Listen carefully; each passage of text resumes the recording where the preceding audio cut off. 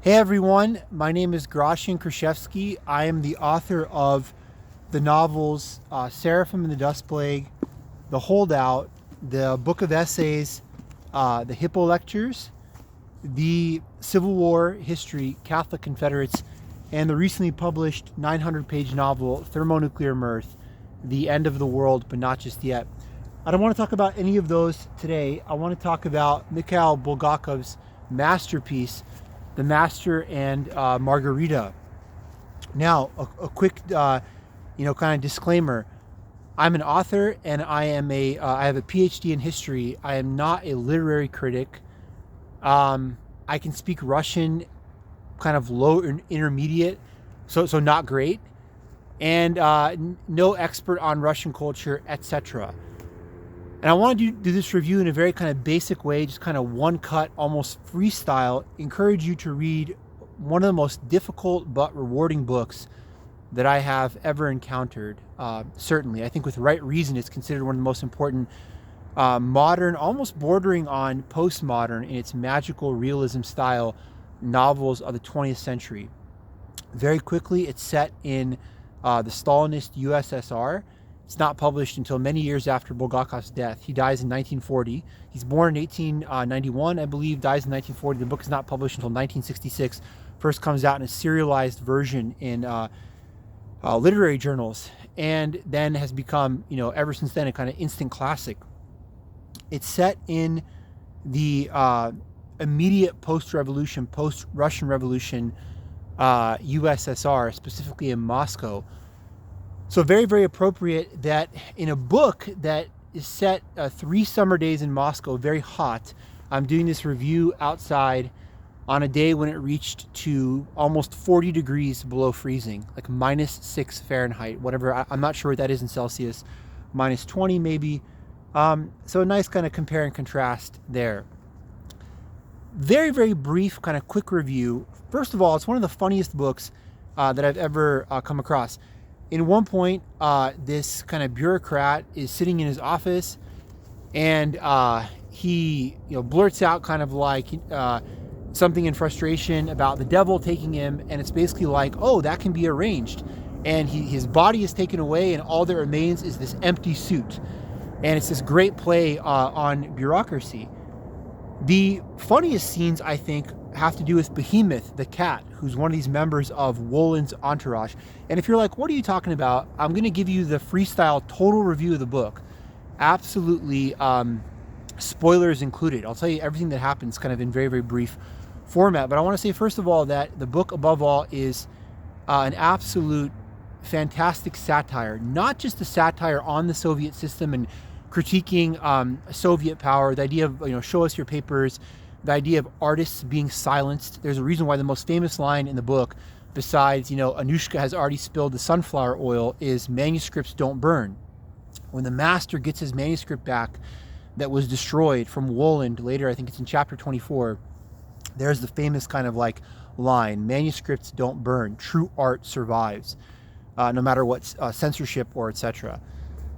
Okay, the funniest 2 lines. I just want to read to you 2 lines from the book, 2 scenes really, have to deal with Behemoth, the talking cat.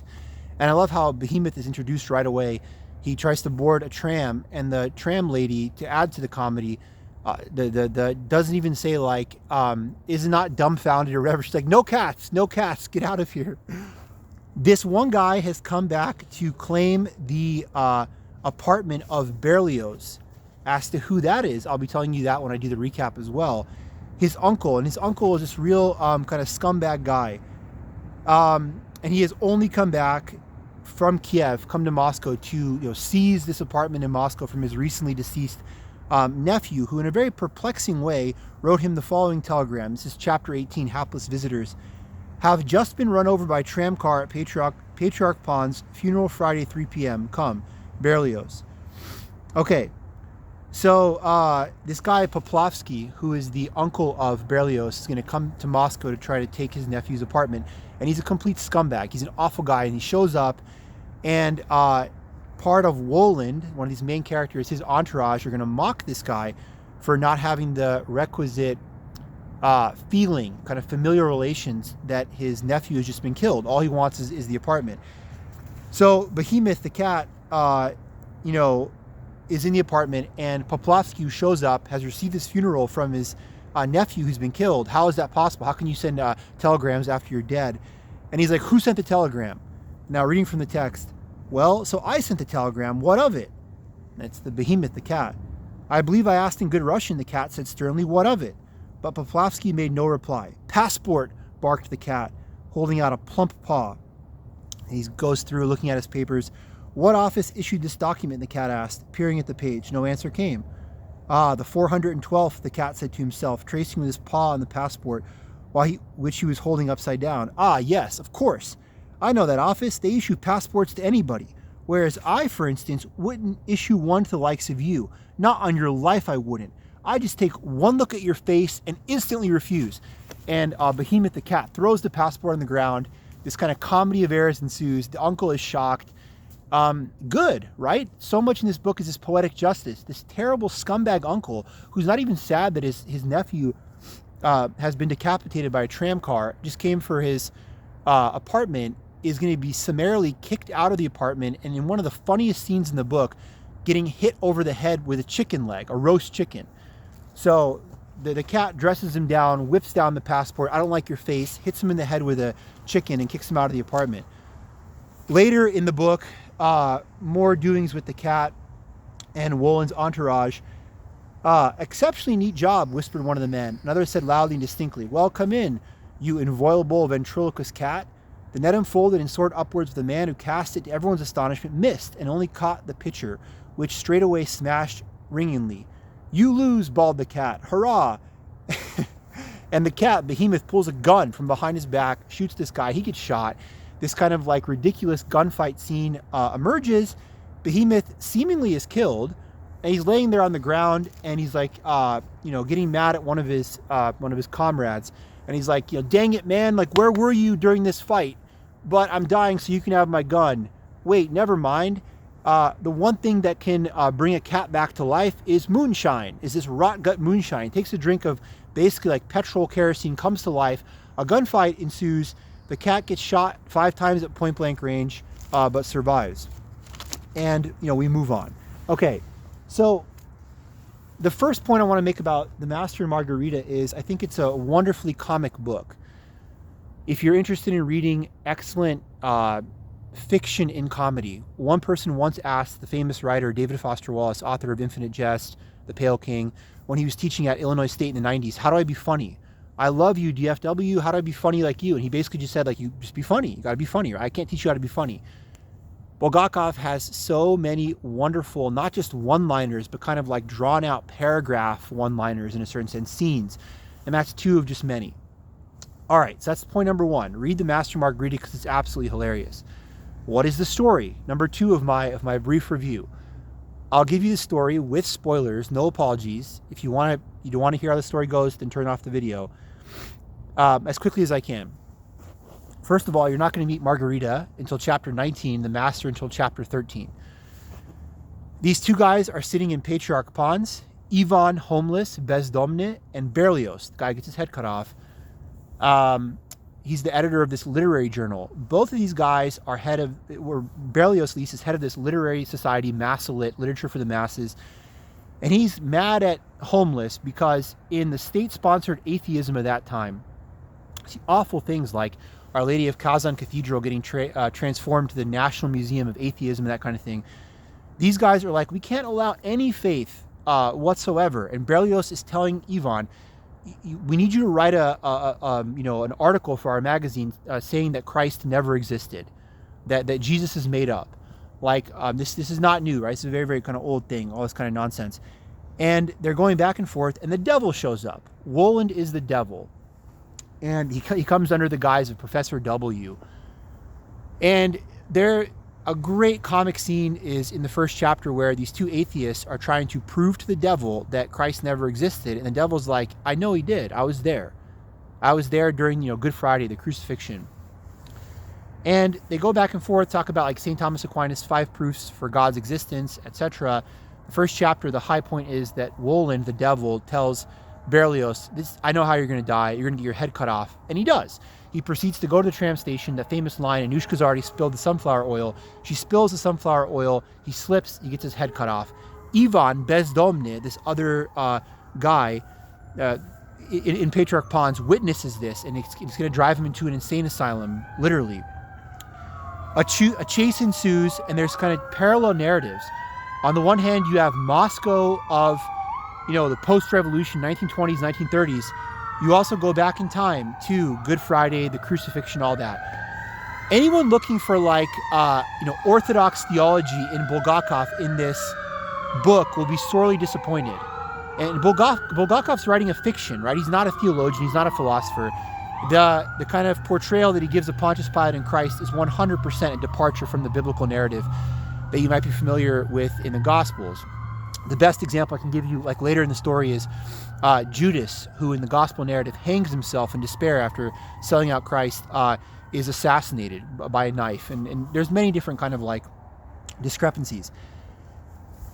The story proceeds afoot that this Professor W, and we don't know who he is, witnessed this, predicted Berlioz getting his head cut off. We have to stop him, Ivan says. Ivan, homeless, Bezdomne, this poet, he's running around, runs to Maslet, runs to this restaurant, and they're just wonderful, you have to read it, wonderful parodies of Soviet indulgent culture, your papers please, the idea of selling out for state benefits, whatever it is, to be pleasing to the censors. It's the opposite of, manuscripts, manuscripts don't burn. The opposite is the people at Massalit. And we'll talk about how Margarita, the main character, gets revenge on these guys later on in the story. Anyways, Ivan will eventually, through the middle part of the book, get committed to an insane asylum, and that's where he's going to meet the master, and the master is this guy who says, I don't have a name. It doesn't matter. I lost my name. The reason he doesn't have a name is because the master's name is Bulgakov. Bulgakov literally tried to burn Master and Margarita, and his wife, who's based on Margarita, salvaged it. So real manuscripts don't burn, whatever. It's very autobiographical in that idea. The master in the book tried to burn a manuscript because he was rejected by the kind of sellout artist societies. His manuscript about Pontius Pilate and Christ, it's like the babushka doll story in the story, was rejected by the literary establishment. And so he's explaining this to he's explaining this to Bezdomne, to homeless. All the while, Woland does his kind of main act in the show. Woland, who introduced himself as this kind of professor of the cult in chapter 1, says he wants to put on a magic show at the Variety Theater, and he does. And he's going to tell us later on in the story, Woland, hey, look, I don't do anything. I just observe society. The only reason I picked a theater to do a magic show is to watch how awful people are. And Bulgakov is making the point that, these people are claiming that, we're new people. The revolution has done away with the old superstitions. We've changed. And how untrue that is. They go into this theater, and there's these hilarious, ridiculous, goings on. One of the most pathetic characters is Bengalski. He's the kind of master of the ceremonies. Remember, it's magical realism. Okay, there's a lot of crazy stuff. There's a talking cat, Behemoth. Bengalski, during the magic show, gets his head ripped off and then put back on. And later on, in the kind of postscript, Bulgakov's like, Bengalski had to eventually retire from the theater because he was tired of people asking him, did he like it better with his head on or off? And all this kind of stuff. What is Woland's magic show? Woland just comes in and basically starts giving people money. He's like a money changer. And people go nuts. Oh yeah, I'd love money. I'd love this money. But in a very funny way, the money changes to counterfeit whenever Woland wants it to happen. And here maybe again, Bulgakov is making this theological point that the devil is the father of lies. The devil is a liar. He'll promise you all this, there's this kind of prayer, right? Do you reject the glamour of evil? There's this glamorous idea, the devil gives you all these benefits and whatever, and all this money, and it turns out it's absolute nonsense. Taxi cab drivers in the wake of the show are mad that people are paying us with soda bottle caps, and stuff. It's completely fake. One guy takes $21,000 from 21,000 rubles to the local bank to deposit it, and he gets arrested for trying to pass counterfeit bills because Woland can make the money come and go as he pleases, right? From authenticity to kind of suck people in, and then inauthenticity, and there's a huge play on that going on. But again, the magic show is very, very important. It happens around chapter 10 or 11. People come to the theater, and panic ensues, pandemonium, because money starts raining from the sky. Everyone's getting money, and at the end, there's 2 more points after that. Women start rushing the stage because they're being promised kind of free dresses, all this kind of like, haute couture dresses and whatever. And there's a pandemonium all throughout Moscow. Who is this wonder worker? He's this awesome guy. He's giving us all, all our wildest dreams, all the money and clothes and fashion we want. And I think Bulgakov's point here is like it's all facade, it's all mirage. Literally, the money is turning to counterfeit money, kind of overnight. Okay. You finally meet Margarita in chapter 19. Margarita is this woman who is unhappily married, 30 years old, and fell in love with the master. Her husband wasn't a bad guy, he just sucked. I just don't like my husband. It's a classic story. I'm done with this loveless marriage. I'm going to go travel the world and find myself and be me.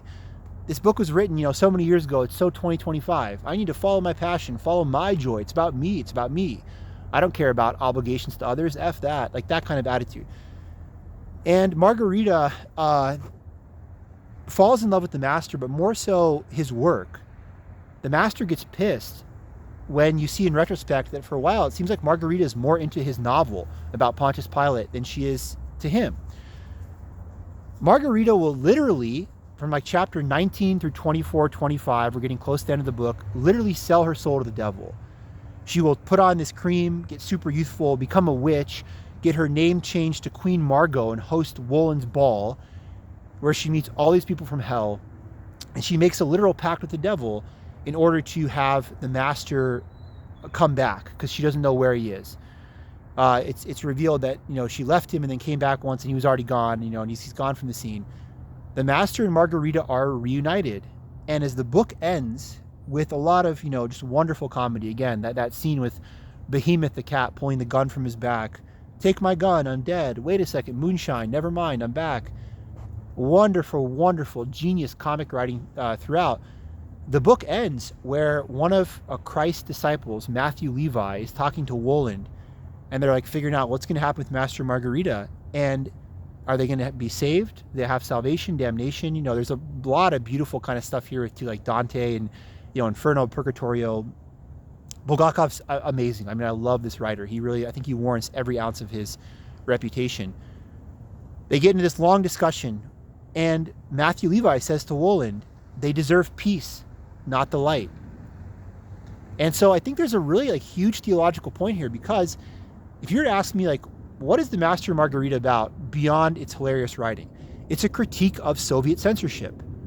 Real manuscripts don't burn. True art doesn't die. It doesn't matter, how much Stalin and whoever censored the stuff. Woland, the devil in the story, is also kind of a Stalin figure, right? It's oppressive state, this kind of thing. Margarita goes and destroys the Maslin apartment.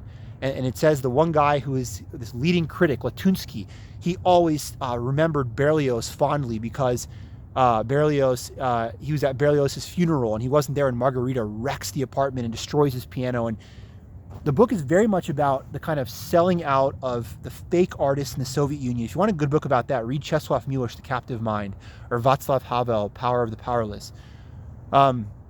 These kind of Soviet era critiques of the Soviet system. Even like Vitkazi, Insatiability is a wonderful novel around this time. The book Master Margarita is certainly about the Soviet censorship system, all this kind of thing. Absolutely no question about it. But it also has a theological point. That theological point is, do not sell your soul to the devil. Master and Margarita, by my analysis, are damned, ultimately. If you don't go to heaven, you're damned, right? If you don't have the light, what happens to them? Are they thrown into the pits of hell? No. They have this kind of here's Dante once again. If you remember, when Virgil has to be parted from Dante because, Beatrice has to take him into Paradiso. He can't go past, drink from the river Lethe, go through that fire, taking him out of Purgatorio into Paradiso, and et cetera, et cetera. The Master Margarita are given this kind of plump cottage and everything they want. But there is a wonderful Twilight Zone episode about this where this guy dies and he goes to this place and he's surrounded by beautiful women and he's playing pool all the time, billiards, and he makes every shot and it's wonderful and it's incredible and all this kind of stuff. And then he realizes pretty soon, I'm in hell. Everything I do here, everyone laughs at my jokes. I make every shot. I can't even miss a shot. This sucks. I'm just going to like make billiards for all eternity. This sucks. I don't want this. And maybe you're reminded, remember the book starts with Thomas Aquinas, his 5 proofs for the existence of God. When Christ appears to Thomas Aquinas and says, Thomas, you've written well of me. What will you have for your reward? And he's like, nothing but you, Lord. Or St. Paul, eye is not seen, ear is not heard, but God is ready for those who love him. Bulgakov's kind of making that point. If you sell your soul to the devil, like Margarita did, Queen Margot, well, you get what you deserve. And Matthew Levi tells Woolin, the devil, they don't deserve the light. Margarita doesn't deserve the light for quitting her marriage because her husband sucked, because he was dumb or whatever. And she's going to be punished eternally by being with this master guy in their cottage. And how long is that going to last before that absolutely sucks? How long is that going to last before, wow, I freaking hate you? It's only been 30 years. We got infinity to go. This sucks. So there's also that kind of theological point to the book. Once more, Bulgakov is not a theologian. This is not a theological work per se, ultimately. But I'd say that those are the 3 main points to take away from Master Margarita. Point number 2, excellent satire on the Soviet system. One guy, Natasha, Margarita's maid, also takes Azello's cream and becomes super young. She's propositioned by this guy. She turns him into a hog, and she's riding this hog on her broom. They're both witches, Natasha and Margarita. And the hog guy is like, please slow down, Natasha. Please slow down. I don't want to lose my papers. One guy asks to receive papers when he was at the Devil's Ball, just to make sure he's not in trouble from work the next day. So it's a great LOL, comedy on the kind of absurd bureaucracy of the Soviet system. The guy who was disembodied and became an empty suit gets his body back at the end. But he's a literal empty suit functionary. So Master Margarita is absolutely a criticism on the Soviet system and their kind of over-bureaucratic thing. Duh, absolutely, no question, 100%. You want 3 takeaways about this book. Number 2 would be it's absolutely a wonderful Soviet satire. Number 3 would be those theological points at the end. Do not sell your soul to the devil. It's not worth it. Even if you kind of, get all you want, that might really, really suck in comparison to heaven. Oh, you got all you want? Queen Margot, with Master reading your stupid manuscript in your wonderful cottage, how long till that drives you crazy? Well, too bad. That's your eternal destiny. There you go. And then finally, I think the ultimate point, though, here is like it's one of the most fun books I've ever read in my life. Man, Bulgakov is a legend. I love postmodern literature. Thomas Pynchon, David Foster Wallace, Dom DeLillo, White Noise, fantastic. There's a lot of great writers out there. Man, Bulgakov is a stud. So that's where I kind of want to finish this review. Bulgakov is a stud. Read Master Margarita.